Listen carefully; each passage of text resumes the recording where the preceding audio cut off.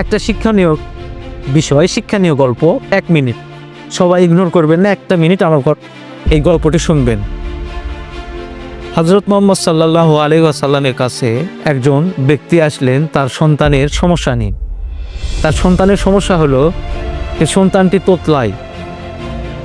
তখন নবীজি তাকে বলল যে তুমি তাকে নিয়ে 7 দিন পরে আসবা।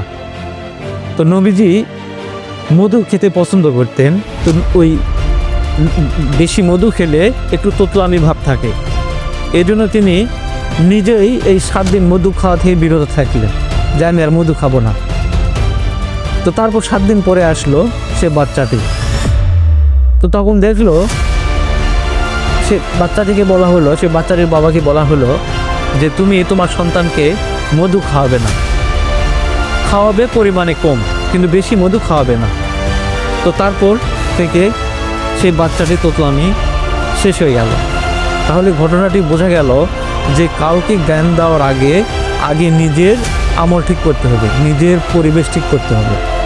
আসুন সবাই চেষ্টা করি এই গল্পটি থেকে কিছু মাত্র শিক্ষা নেই, যাতে আমাদের জীবনকে কাজে লাগায়। আসসালামু আলাইকুম।